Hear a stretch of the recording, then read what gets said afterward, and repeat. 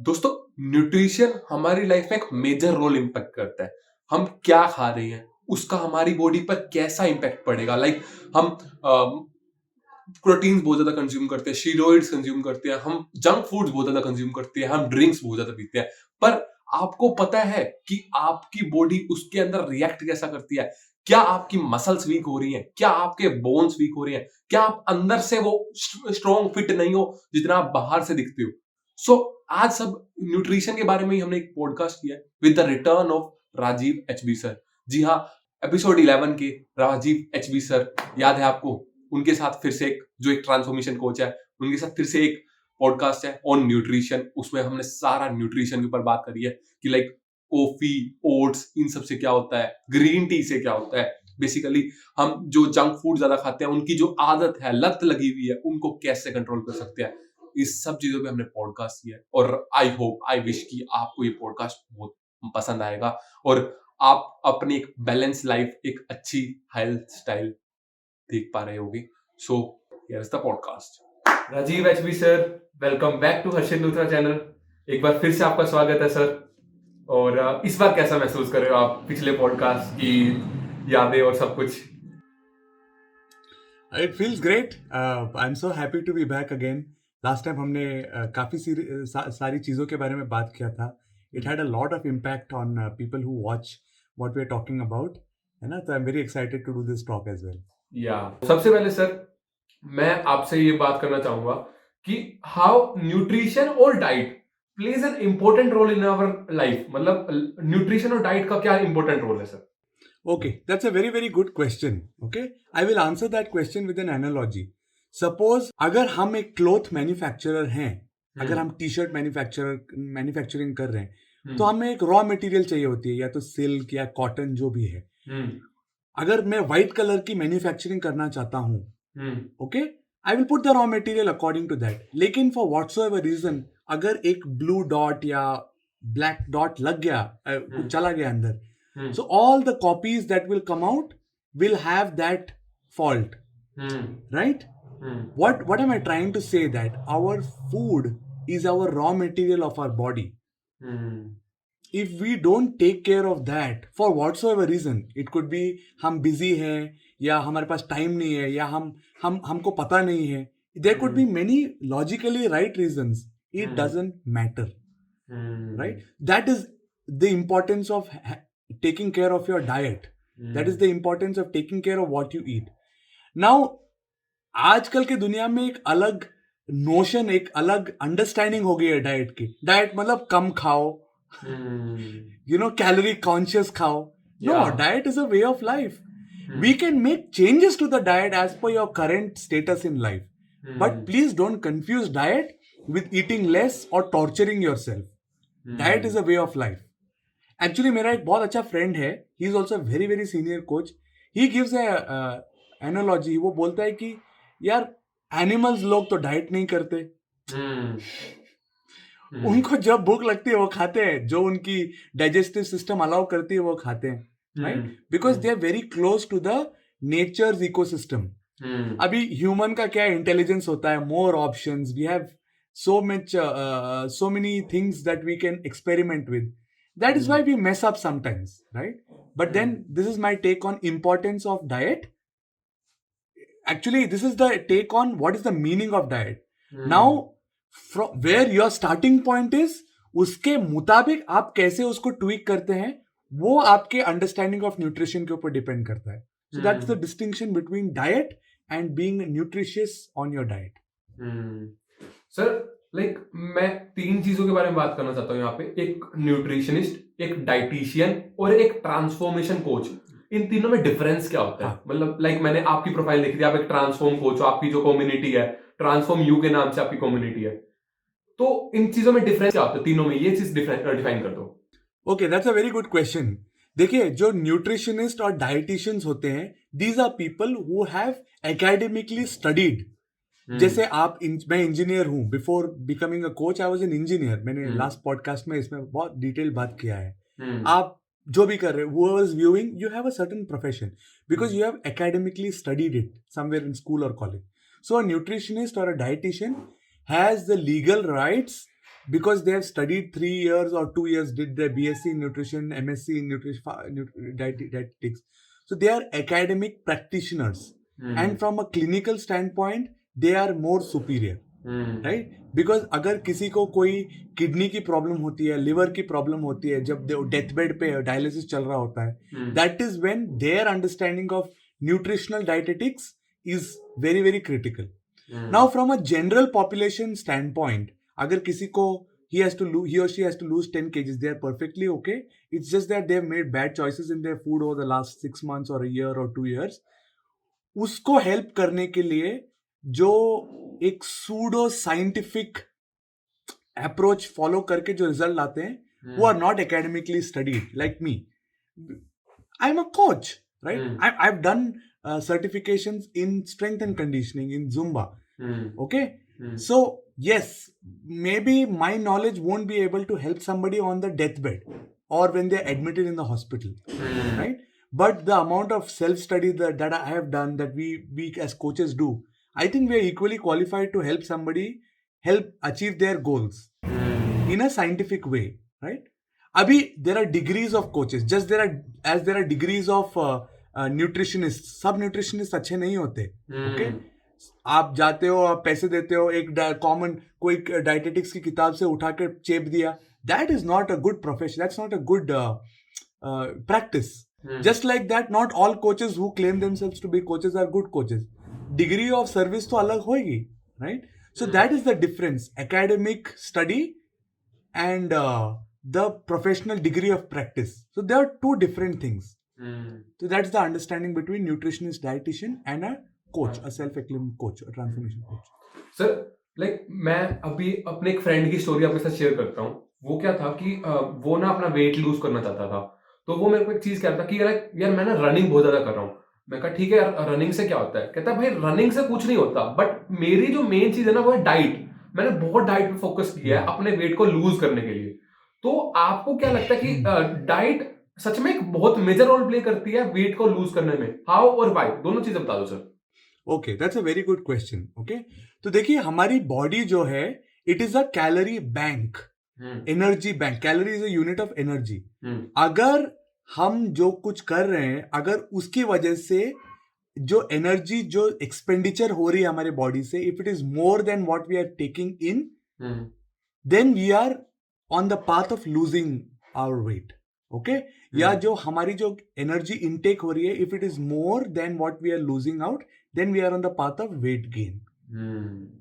तो ultimately it boils down to your how much energy expenditure and how much energy intake is happening.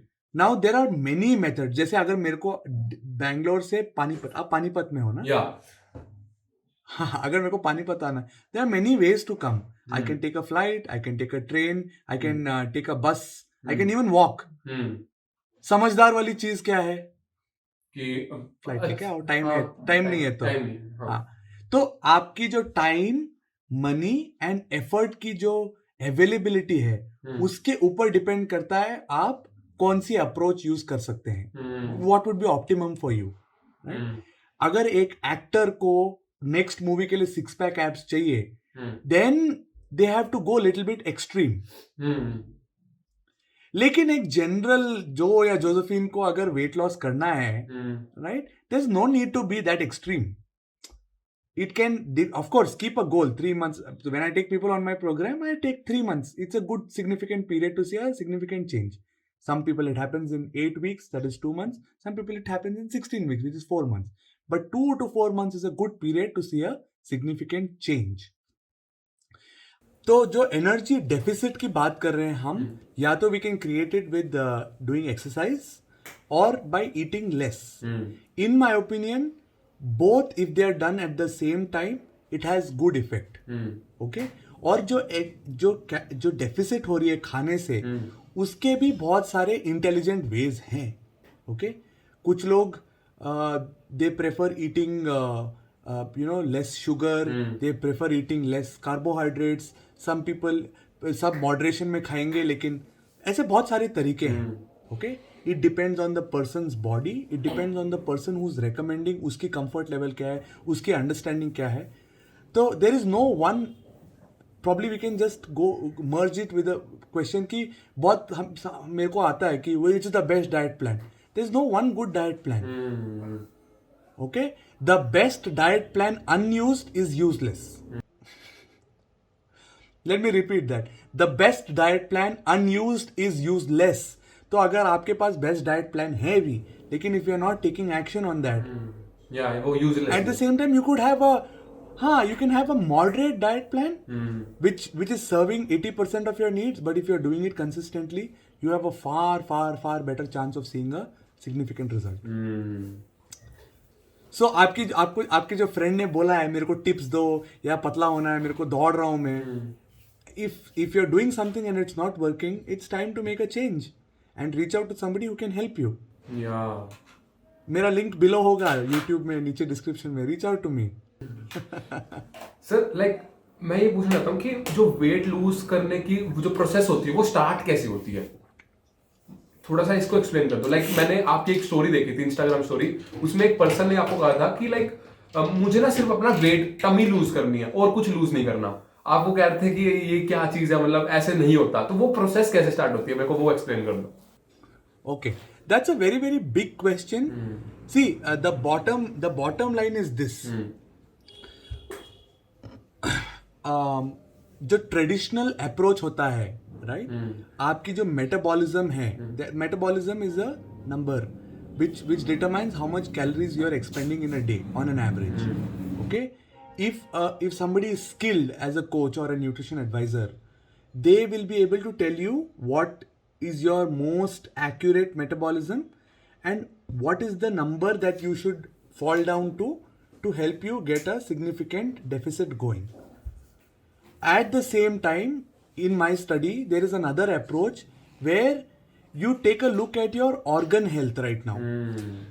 Okay, I'm not talking from a scan point of view. मैं ये नहीं बोल रहा कि आप जाओ लैब में जाके स्कैन करके मेरे को बताओ, ठीक है, वो भी है, बट मेरी बेसिक अंडरस्टैंडिंग ये कहती है कि अगर आपकी गट हेल्थ, आपकी ऑर्गन हेल्थ, आपकी स्ट्रेस लेवल्स, अगर आपकी consistency, if you can take care of these 4 things with the right kind of symptoms, right? If you can catch these things, जैसे एक symptom, very critical symptom is if somebody is feeling sleepy in the afternoon, I am 100% sure that they have either not slept enough or they, even though they're sleeping enough, they are very high on sugary foods. या तो वो बहुत मीठा खा रहे हैं, या तो वो बहुत ब्रेड वाली चीजें खा रहे हैं, राइट, राइस दाल ज्यादा खा रहे हैं, उसकी वजह से उनकी जो ग्लूकोज टॉलरेंस है वो कम हो गई है, राइट, उनकी जो there is a scientific term called insulin resistance ज्यादा हो गई है. ओके, तो उसकी वजह से उनकी जो फ्यूल यूटिलाइजेशन है वो इनइफेक्टिव है या कम इफेक्ट से काम कर रही है. So these are all detailed studies that I have done in the last 2-3 years, and again it's a estimate. मैं ये नहीं बोल रहा कि ये सुपीरियर है, मैं ये नहीं बोल रहा कि यही एक तरीका है, but in my opinion of in my study, in my experience of around 450 clients, this is what I have seen, the pattern. So I help them get understanding of their status quo, क्या है, कहाँ है वो लोग, और I request them कि अगर ये मैं changes incorporate करूँगा, क्या आप ये कर सकते हैं? अगर आप कर सकते हैं तो can you spend 10 to 12 weeks doing this? If yes, then we have a working relationship. Sir like अब मैं ये पूछना चाहता हूँ कि जंक फूड सच में वेट इंक्रीज करते हैं? क्योंकि लाइक जैसे मेरे को लगता है अगर आप महीने में 1 बार खा रहे हैं, 2 बार खा रहे हैं, तो उससे भी मेरा वेट बढ़ेगा, उससे भी मेरी कैलोरी को इंक्रीज होएगा. आपको क्या लगता है इस चीज के बारे में?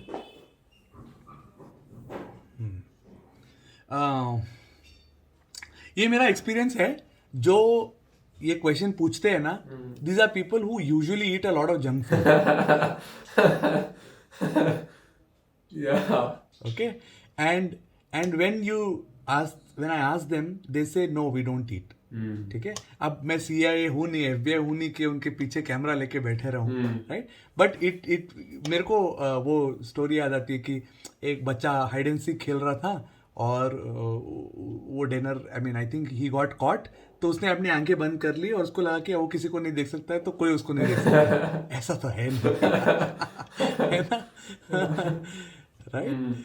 तो I encourage all my clients कि सच बोलो कि अगर आपने चीट किया है तो it will give me one more data point, one more day too, it will give us one more day of head start to prepare, right. And ऐसा हो नहीं सकता कि आपने महीने में एक ही बार जंक फूड खाया और आपका वेट इंक्रीज हो रहा है. ऐसा तो पॉसिबल है ही नहीं. May be 1 out of 100 who are on certain drugs, who are on certain antidepressant pills or hormonal pills जिससे naturally your body is tending to hold on to more fat. So that's a totally different topic. We'll not touch that today. But मेरा ये कहना है कि if you are eating junk, it is usually an outcome of a nutrition deficiency. अगर आपके body में nutrients की कमी है, it reflects as cravings for junk food. बहुत लोगों को सॉल्टी फूड की कमी होती है, क्रेविंग होती है, कुछ चटपटा मिल जाए मेरे को, कुछ समोसा टाइप मिल जाए. It's probably a little bit of sodium, little bit of potassium lacking in your diet, right? Just to cover up few 500 milligrams of these micronutrients, you end up eating grams and grams and even kilograms of junk food. ऐसा तो कभी नहीं सुना है कि यार मेरे को नमकीन खाना है, एक चिप्स खा लेता हूँ सब ठीक हो जाएगा. ऐसा होता है क्या? एक बार पैकेट खोला तो 2 और बंद होने चाहिए. बिल्कुल. Right. So it is logical and nobody is perfect, right. It's okay. But हमको ये देखना है कि जो डिजास्टर मैनेजमेंट है उसको कितना इफेक्टिव कर सकते हैं और उसको कितना कम कर सकते हैं, उस विंडो को कितना शॉर्ट कर सकते हैं हम लोग. सो that is the game with junk food and your goals. The gap is your nutrition gap, nutrients की गैप है. खाने से हो सकता है तो खाने से करो, नहीं हो सकता तो कुछ अच्छे सप्लीमेंट्स यूज करो, लेकिन कवर दैट गैप फास्ट. या सर, लाइक मैं अब वेट लूज की बात कर रहे तो एक चीज ये भी आती है कि ग्रीन टी, ओट्स, राइस या फिर मैं कहूँ कैफीन, ये वेट लॉस को सच में इफेक्टिव होते हैं कि एक स्कैम है? मतलब आपकी जो स्टडी है उसके हिसाब से आप क्या कहना चाहोगे कि ये सच में ही इफेक्टिव वो वर्क करते हैं वेट लूज करने के लिए, या फिर ये सिर्फ एक मिथ है? तो आप क्या कहना चाहोगे इस पे? Okay, that's a very good question because उसकी बहुत वास्ट स्टडीज चल रही हैं. Okay, there is a big lobby which is for those studies and big lobby for against those studies, right. मैं नाम तो नहीं लूंगा, लेकिन अगर किसी को जेन्युइनली टाइम वेस्ट करना है तो he can go and check कौन सी लॉबी क्या बोल रही है, बिकॉज स्टडीज तो सबके पास है. ओके, स्टडीज तो सबके पास है, क्या बोलते, क्लेम्स तो सबके पास है. कोई एक अच्छे प्रेस्टिजियस यूनिवर्सिटी से एक स्टडी करके अगर डाल देता है ये दीज आर द रीडिंग्स, तो it's very easy for people to believe that. Even I will believe that. ऐसी तो स्टडी होती है, राइट. लेकिन it all boils down to the fact that are these things helping you stay consistent on your path.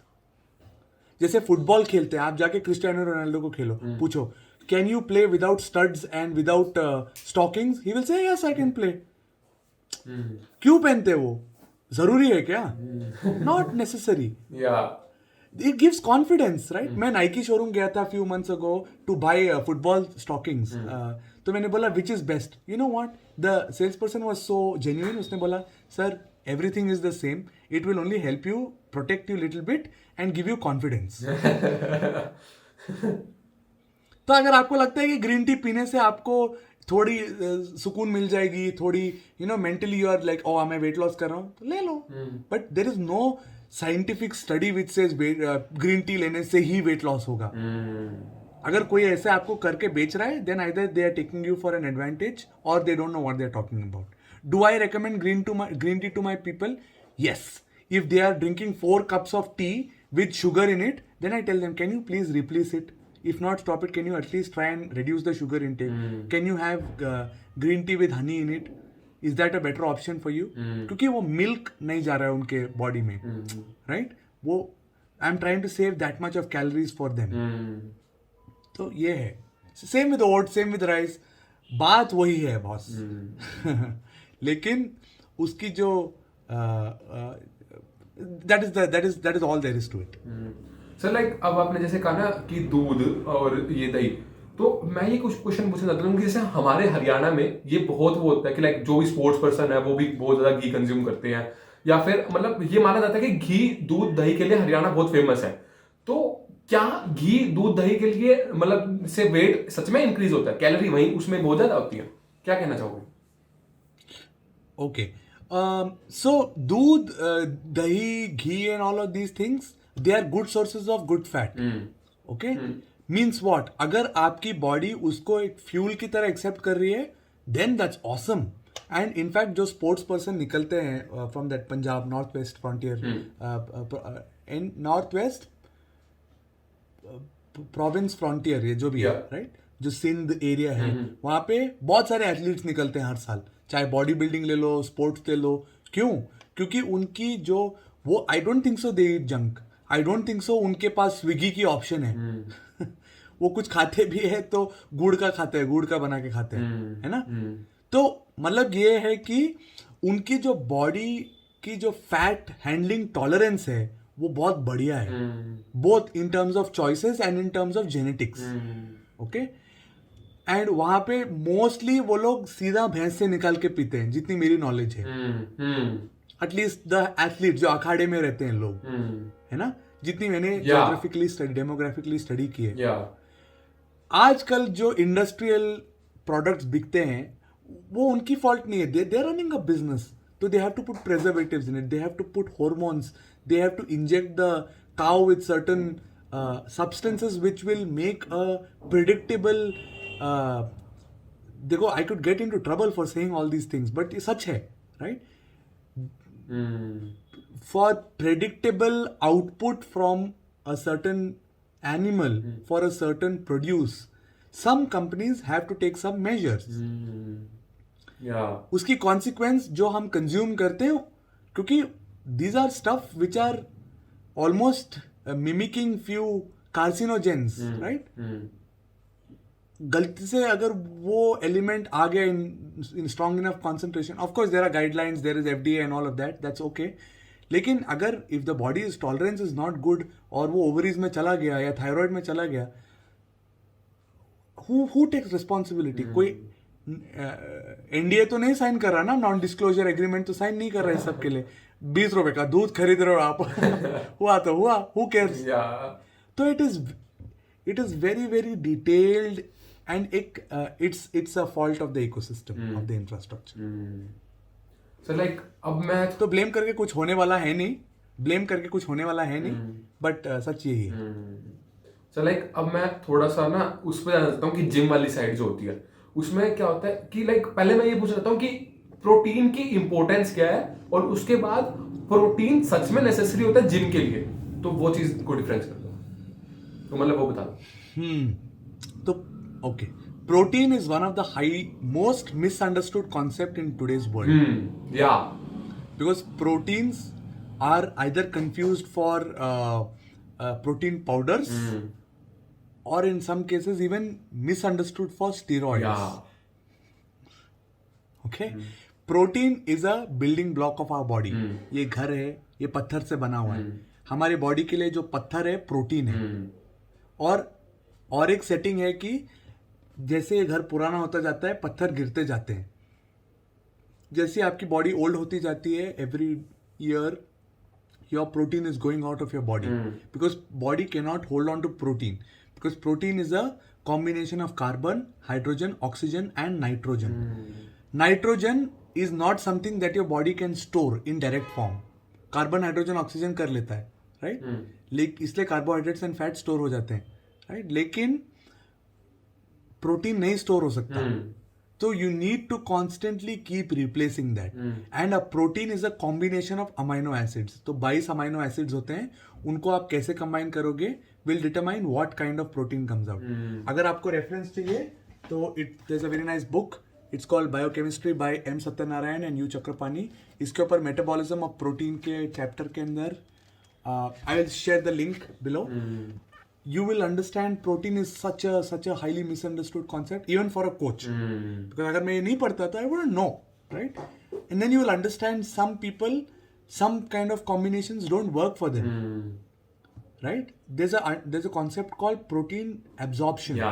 आपने protein तो खा लिया, chicken mutton खा लिया, लेकिन आप जाओ बाथरूम में उसके बाद या शाम को, आपकी urine if it's very frothy या आपकी stool if it's very reddish yellow, means what, the protein is not got absorb. या आपने खा तो लिया लेकिन एब्जॉर्ब नहीं हो रहा, बिल्कुल.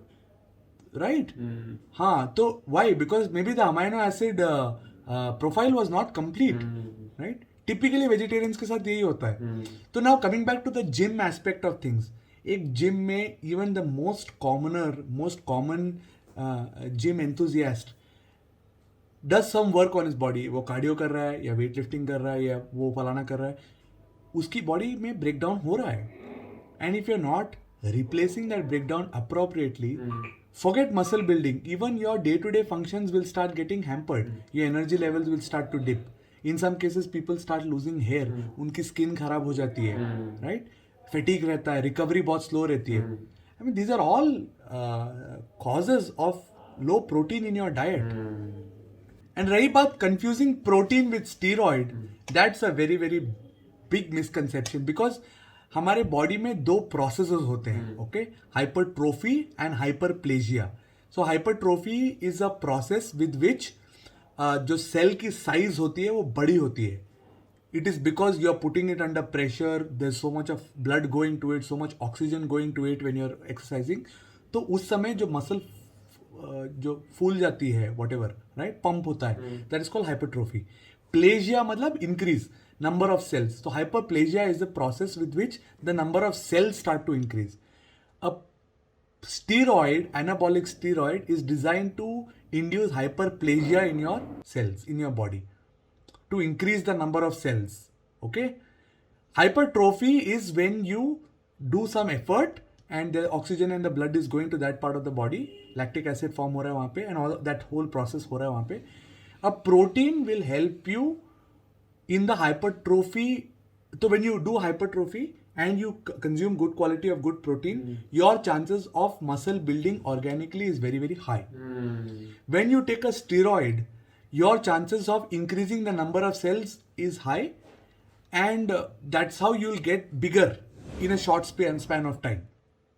In my opinion, it is not a good cost to benefit ratio. Short term के लिए आप अपने बॉडी को लॉन्ग टर्म हार्म कर सकते हो if you are not taking steroids the right way, and उसके लिए बहुत सारे एक्सपर्ट्स हैं. I don't take, neither do I recommend. Sir, protein और स्टीरॉइड्स में क्या डिफरेंस होता है? Steroids induce hyperplasia, proteins help you recover your broken muscles by adding the right kind of amino acid combination.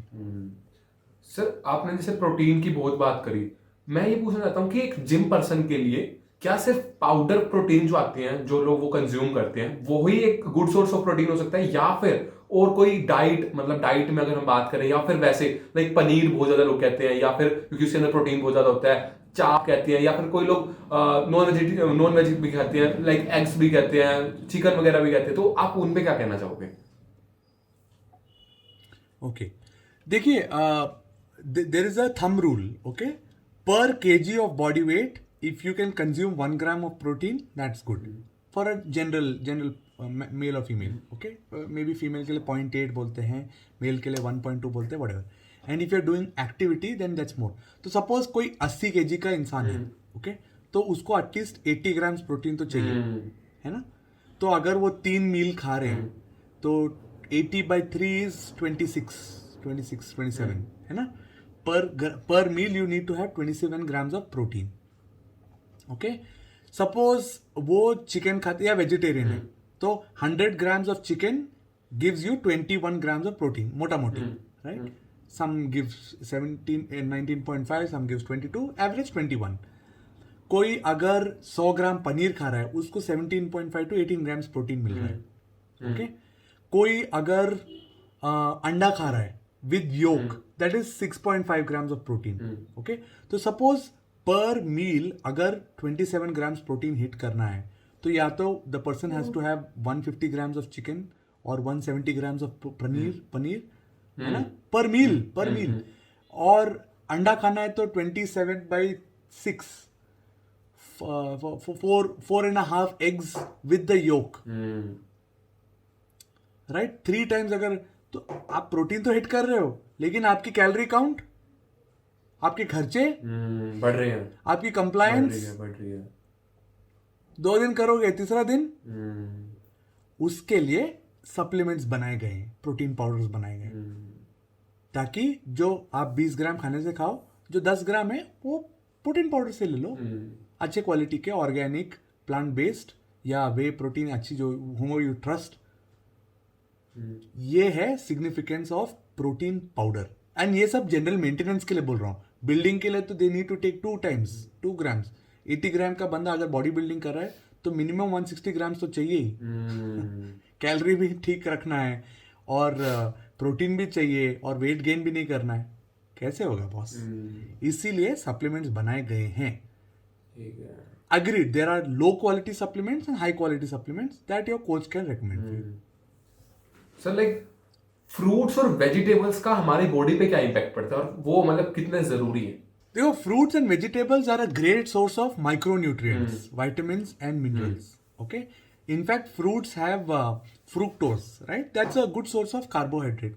I know one bodybuilder in Bangalore जो competition के पहले 1 meal, I think 200 grams jackfruit, केवल jackfruit खाता है वो। Jackfruit यहाँ तक खा के थोड़ी 1-2 घंटा सोता है, फिर जिम के लिए जाता है, and his cut is awesome, right? मतलब अगेन इट्स स्पेसिफिक केस, मैं बता रहा हूँ what I have seen him, I have learn from him, he is a very very senior guy. तो जो वेजिटेबल्स होती है उसके अंदर there is a component called phytonutrients. Phyto means जो प्लांट से आता है, क्लोरोफिल, फिल ना, PHY, फाइटो। तो वो प्लांट बेस्ड जो न्यूट्रिशन होती है वो वेजिटेबल्स एंड फ्रूट से बहुत ज़्यादा क्वांटिटी में हम लोग को नेचुरली मिलता है। Each colour has a certain phytonutrient, a certain vitamin, a certain mineral associated with it. इसकी बहुत डिटेल स्टडी है, probably we can do another podcast on it, but if somebody is ignoring these in their meal plan and are not using certain appropriate supplements to cover it up, your body is deprived of micronutrients and it leads to more cravings, it leads to all of that nonsense. So this is the connection between fruits and vegetables and a balanced nutrition. Sir आप fluids के बारे में क्या कहना चाहोगे कि like जो हम ड्रिंक्स या फिर हम कहीं लाइक सॉफ्ट ड्रिंक्स कह लें या फिर पानी लोग ही कहते हैं, अब ये मुझे नहीं पता बट ऐसा कहा जाता है कि आपको 10-12 गिलास पानी पीना चाहिए, वो आपकी ब्यूटी को भी वो करता है, आपको अंदर से भी फिट रखता है। क्या ऐसा सच में जरूरी होता है? और उसके बाद लाइक कोल्ड ड्रिंक्स पीने से, चाय ज्यादा पीने से लोग ऐसा कहते हैं कि आपकी हड्डियां कमजोर होती हैं, आप इस पे क्या कहना चाहोगे? ओके, अगेन इसके ऊपर बहुत सारे स्टडीज हैं। Recently I read a study where जो पेप्सी पीने से जो लोग क्लेम करते हैं कि हड्डियां वीक हो रही है, that is not entirely true. Okay, only in a certain concentration of carbonates, because these are carbonates, right? That is where the calcium starts to become less in from the bones. Okay, but जो general average population पीता है 1 या 2 whatever glasses in a day, glass मतलब इतना, right? It should be okay. The real problem in my opinion happens when those drinks are made out of sugar. Okay, I am guilty because I like sugar. I like sweet stuff. तो उसके लिए भी alternates है market में। Stevia है, एरिथ्रोटॉल है, और क्या है, बहुत सारे ब्रांड्स हैं, राइट? एस्पर्टेम है, राइट? तो you can always make intelligent choices. लेकिन if you are consuming sugary fluids regularly for a long period of time and you're not compensating that with your meals or your exercise, you are heading for trouble for sure. आज नहीं तो कल वो घूम के आपको या तो एक पॉट बेली के रूप में दिखेगा, या अगर आपकी जेनेटिक्स बहुत अच्छी हैं, you are not getting that pot belly, you will still feel fatigued, and horror of horror, if you don't connect that properly, if you don't correct that properly, it could lead to your HbA1c levels going up, क्योंकि all that sugar has to go somewhere, right? And it eventually starts getting coated on your cells. तो वही HbA1c है मतलब. So that is the direct consequence of doing that. और sir आप जैसे आप एक न्यूट्रिशन एडवाइजर हो, एक पर्सन है उसको अपना स्टेमिना बहुत ज्यादा इंक्रीज करना, मतलब स्टेमिना भी एक न्यूट्रिशन का ही पार्ट होता है, मुझको ऐसा लगता है। तो स्टेमिना को इंक्रीज करने के लिए आप क्या क्या टिप्स देना चाहोगे? मतलब कैसे कर सकते हैं? हाँ, move. You have to keep moving. You have to get active. You have to run or at least go for a brisk walk, depending on where you're starting. अगर आप 3 महीने बेड पे लेटे हुए हो पैंडेमिक के नाम पे और कल आपको 10K दौड़ना है तो obviously it won't work out, right, unless you have a history of running. तो start somewhere, maybe assign 30 minutes of structured activity. See, there's a difference between general activity and structured activity. लोग बोलते हैं मैं जाके vegetable लेकर आया तो activity हो गई. Absolutely not. No, you give dedicated time. आप जॉब के लिए डेडिकेटेड टाइम देते हो, अपने फैमिली के लिए डेडिकेटेड टाइम देते हो, अपने बॉडी के लिए दो 30 minutes. See how you are performing. And again वहाँ पे भी अलग अलग जोन्स होते हैं. आपकी हार्ट रेट और जो फ्यूल कंजम्पशन होती है उसकी भी जोन्स होती हैं. तो technically VT1, VT2, VO2 max ये सब बोलते हैं. तो सिंपल फंडा ये है, if you are walking with somebody और you are talking on the phone, if you can comfortably talk to them, then you are in a aerobic zone. आप बिलो VT1 हो. ओके, अगर आप वॉकिंग कर रहे हो और आपको बात करने में थोड़ी दिक्कत हो रही है because your pace is high और you are walking for longer time, then your heart rate has gone from VT1 to VT2 zone, semi anaerobic, right, or anaerobic. And then if you are running very fast or you are sprinting and you're tired, you hit VO2 max, which is your fatigue state. So that is how your stamina goes up slowly.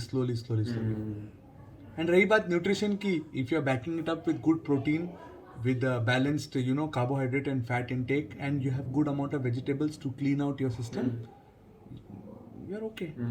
Sir like अब मैं थोड़ी सी फिर weight loss की बात करने वाला हूँ. तो उसमें मैंने एक बंदे का एक पॉडकास्ट सुना था, उसमें उसने कहा था कि लाइक आपको अपनी बॉडी को तकलीफ नहीं देनी. लाइक अगर आप जैसे आपका जिम करने का मन नहीं करता, लाइक आपका रनिंग करने का मन नहीं करता, कोई बात नहीं, आपका बैडमिंटन खेलने का मन करता है, उससे भी वेट लॉस होता है. तो आप इस पे क्या कहना चाहोगे कि ये मतलब सिर्फ आपको रनिंग से, जिम जाने से, इनसे ही वेट लूज होता है, या फिर मतलब आपको अपनी बॉडी को थोड़ा सा कष्ट देना पड़ेगा? आप क्या कहना चाहोगे? वही बात हो गई प्रेफरेंस की. अगर I am being made to do something which I don't want to do, it is just a matter of time before I stop doing it. अगर मैं कुछ कर रहा हूं जो मेरे को अच्छा नहीं लग रहा, it's just a matter of time before मैं उसको करना बंद कर दूंगा. है कि नहीं? तो अगर कोई प्रोग्राम कर रहा है और उसने बोला तुमको करना ही है, और अगर तुम नहीं कर पा रहे हो, then you better suck it up and tell them that hey, it's not happening, can you give me an alternative? And क्यों नहीं हो रहा? I don't prefer. Then understandable. लेकिन अगर बोलोगे हाँ मैं लेजी हूँ, तो लेजीनेस तो बैडमिंटन में भी आएगा, फिर टेनिस में भी आएगा. Then it becomes a micro management kind of a thing. So at an individual level, you have to learn to deal with it. And so sorry, just to complete your question, जो body को तकलीफ नहीं देना है, I mean it will be uncomfortable for some time, right? Nothing comes easy. I mean there is no free lunch. Like मैं आपकी बात, तकलीफ तो थोड़ी तो होगी.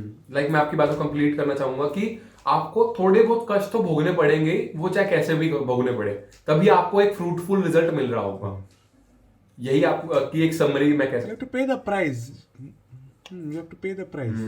Somewhere you have to pay the price. Either you pay now, price of discipline, or once you things go out of hand, then price of regret. But you have to pay. Sir, pay now, play later. Play now, pay later. बिल्कुल. Sir like fasting पे आप क्या चाहोगे? जो लोग व्रत रखते हैं, उपवास रखते हैं, मतलब उसके मतलब पहले तो ये डिफाइन कर दो. मैंने एक टर्म पढ़े थे, इंटरमिटेंट फास्टिंग. ये क्या होता है और उसके बेनिफिट्स क्या होते हैं? Okay. So intermittent fasting is a very good tool for somebody whose body can handle it. What do I mean by body can handle it? अगर आप intermittent fasting कर रहे हो, जो most popular होता है कि you eat for 8 hours in a 8-hour window and you take rest for 16 hours. Don't eat anything in that. वो most popular intermittent fasting practice है. That is not the only one. You 12, 24, जो भी है, whatever they do. अगर उस 16-hour window को आप torture करके 8 hours विंडो में कॉर्नर हाउस, डोमिनोज, ये फलाना बिरयानी सब खा रहे हो, तो मत ही करो भाई. Don't do it. Okay, but if intermittent fasting is done the right way, right way मतलब in your eating window your protein is being matched, right? Your depending on whether you're losing or you're gaining, then according to that your carb and fat ratio will change, right? And you are adding good amount of vegetables to that, right? Your body will start entering something called as autophagy. Autophagy is a process with which the dead cells in the body start to get eliminated. And when dead cells are eliminated, your DNA is forced to make new cells. Okay? And these new cells, this new formation tends to increase your metabolism by some quantity. And that has an impact on your weight loss. So it's a multiple connected chain of events. It could also be possible that one of them is not happening for whatsoever reason. Then you cannot blame intermittent fasting for that, right? Then you have to adapt a different approach. But 90%, mostly, this is what happens with intermittent fasting, the right way. सोचो ना, आपके mobile, आपका बहुत अच्छा mobile है. I think last time मैंने ये example दिया था. If too many things are running at the same time, it will hang. If your body is constantly processing food, right? Yeah. Like अब मैं ये चीज पूछना चाहता हूँ कि लाइक जैसे आपको ये पता होगा कि आप शुगर होती है लोगों को, थायराइड की होती है, हार्ट अटैक आते हैं, ये डिसीज होती है. मतलब हार्ट अटैक तो नहीं, मैं बाकी दोनों चीज की बात करूँ, मतलब ऐसी बहुत सारी डिसीज भी होती है. तो ये इन चीज का मतलब एक रूट कोज क्या, न्यूट्रिशन ही है या फिर ये, मतलब इसको थोड़ा सा एक्सप्लेन कर दो कि ये चीजें क्यों होती है. फिर इम्पैक्ट तो सबको पता ही है, तो इनको कैसे थोड़ा सा हम हैंडल कर सकते हैं. लाइक शुगर बहुत ज्यादा लोगों को बढ़ जाता है, तो उसको कैसे हैंडल कर सकते हैं nutrition wise, nutrition point of view से अगर आप बता सको तो वो सबके लिए इफेक्टिव रहेगा. तो आपने गन्ने का जूस पिया है कभी? या हाँ, तो गन्ने के जूस में क्या करता है गन्ना वाला? वो पहले गन्ना डालता है, मस्त जूस निकलता है, फिर उसको फोल्ड करता है, फिर डालता है, फिर थोड़ा जूस निकलता है, फिर और फोल्ड करता है और एक बार. वो machine just about to stop, फिर भी निकल जाता है. फिर वो लास्ट में एक नींबू डालता है बीच में, और फिर लास्ट और एक फोल्ड करके उसके बाद तो मशीन बंद हो जाती है, right? Because it's not able to handle the load, it's not able to handle the resistance. My human body, your human body, everybody's human body is a machine. It can take only a certain amount of load. Some loads are physical, like lifting weights. Some loads are mental, stress. If your body is not able to handle the load properly, it shuts down. Diabetes, time and again ये prove हो चुका है, it is an outcome of your body's inability to handle stress. When your pancreas are so buried under the sand, मतलब इतना destroy हो चुका है, अभी वो इंसुलिन ठीक से नहीं रिलीज कर रहा है, या कर भी रहा है तो बहुत इनइफेक्टिव है, या टोटली शट डाउन हो चुका है, तो लोग को इंसुलिन लेना पड़ता है सेपरेटली, या तो in the form of injection. Type 1 के लिए तो बचपन से ही होता है. टाइप 2 में भी depending on the HbA1c, depending on the fasting sugar, उसके मुताबिक डॉक्टर्स गिव देम. अभी तो मेटफॉर्मिन वगैरह है, राइट? So these are all remedies, but overall 95% of all these lifestyle related issues are an outcome of inability to handle load, either physical load or mental load. Physical load मतलब क्या? आपकी चर्बी इतनी बढ़ गई है, आपकी फैट इतनी बढ़ गई है, your body is not able to absorb nutrients. वो फैट ही सब कुछ ले रहा है. कम करो उसको. Sorry, I am being so direct today, but it's high time somebody has to take responsibility, and you know. और अभी यूट्यूब पे हो रहा है तो I can be more upfront and clear. Personally थोड़ा मुश्किल से बात करना पड़ता है. हाँ सर, लाइक सोल्ट और शुगर को कट ऑफ कर देना क्या एक राइट अप्रोच है वो वेट को लूज करने की, या फिर मतलब उसका इम्पैक्ट क्या होता है हमारी बॉडी पे? लाइक मैंने सुना है कि अगर कई बंदों को ऐसा चक्कर आ जाते हैं, वो अगर शुगर या सोल्ट ज्यादा कंज्यूम ना, मतलब जो कंज्यूम करते थे, और अगर वो कट ऑफ कर दे तो चक्कर आने लगते हैं, या और कोई डिसीज का वो होता है.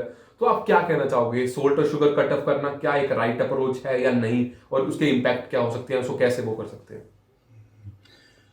तो सॉल्ट एंड शुगर, शुगर का तो मैं बोलूँगा कि it if not checked properly it can have catastrophic events. Okay, तो उसको पार्क कर देते साइड में. सॉल्ट की थोड़ी परिभाषा अलग है, because it plays around. Salt and kidney functioning, right? They go hand in hand. Okay, and salt भी अलग अलग तरीके के होते हैं. Most common is table salt, sodium chloride, right? But pink salt, rock salt, जितने ज़्यादा nutrients होते हैं उसके अंदर minerals होते हैं उतना better होता है salt. So I personally use pink salt, Himalayan pink salt. I recommend all my people also pink salt because I find it more helpful both from a experiential point of view and a theoretical point of view.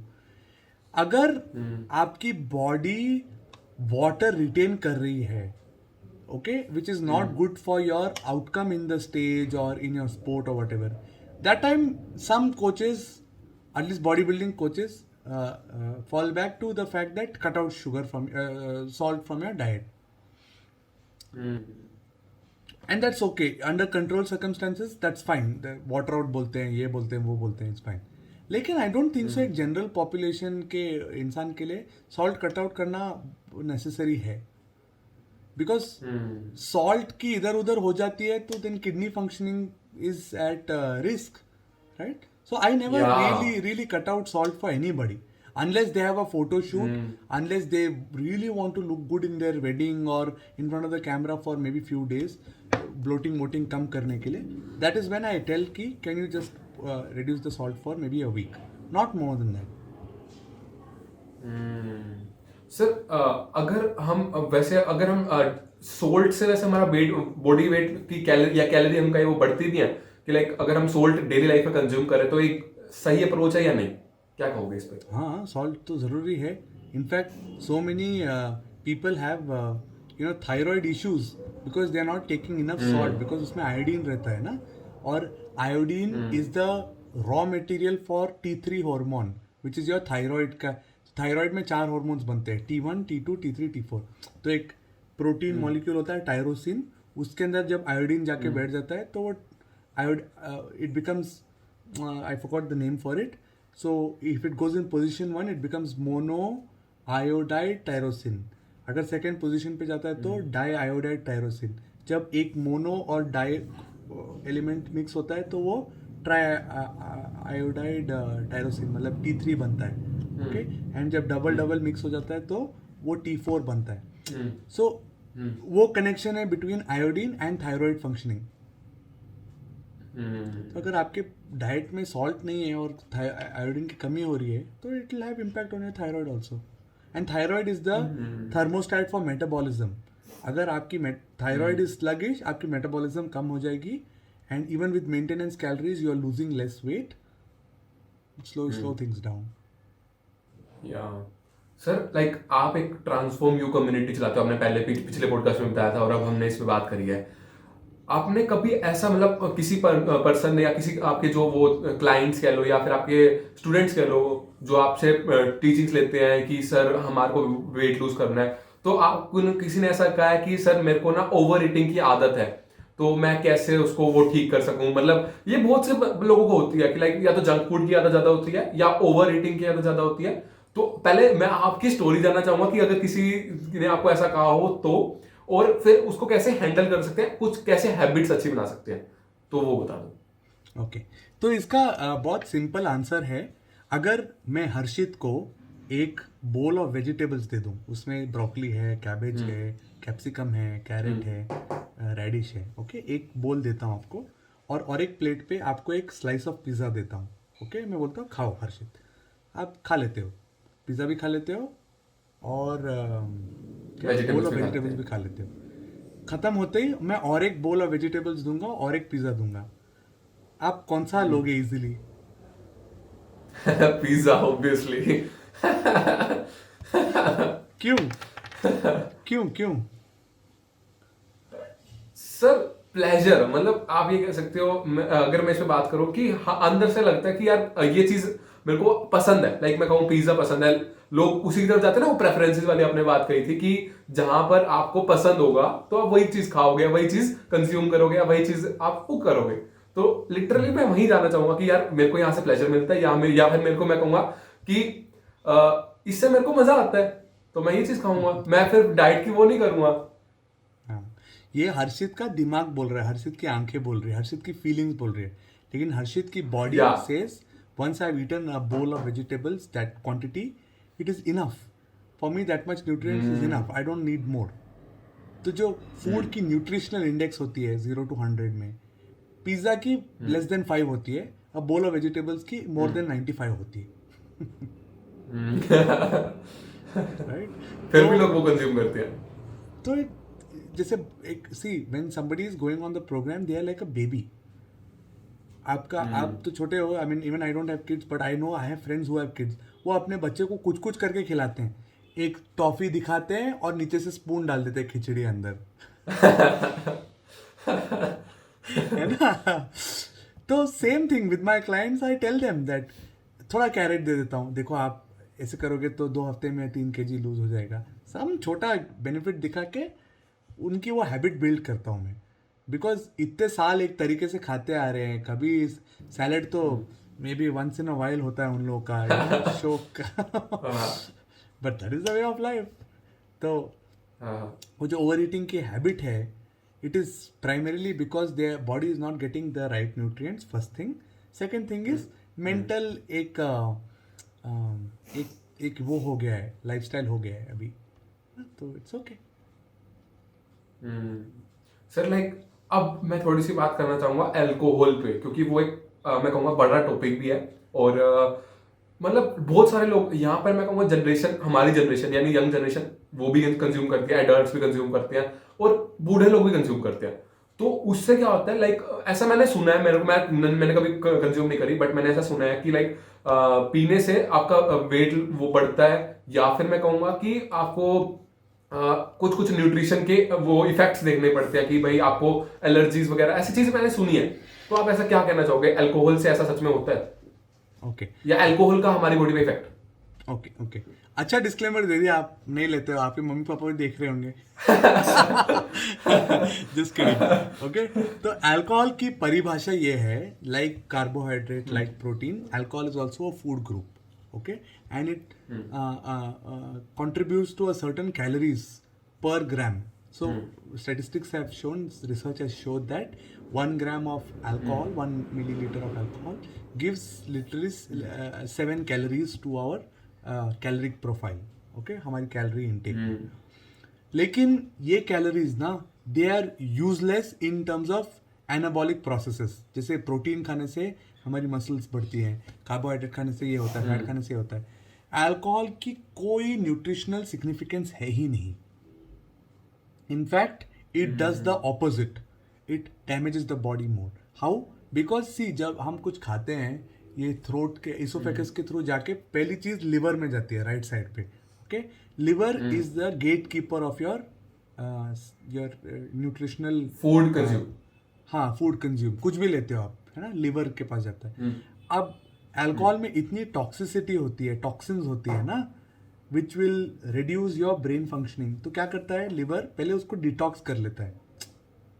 सो उस process में क्या होता है कि आपकी liver के ऊपर जो लोड है वो बढ़ रही है, and slowly slowly it is starting to clog. जैसे हमारी मोरी क्लॉग होना शुरू हो जाती है ना, सिंक के नीचे जो मोरी क्लॉग, अगर उसको क्लीन नहीं करोगे तो over period of time it becomes, क्या बोलते हैं, वो फूलना शुरू हो जाता है. That is what is alcoholic fatty liver, right?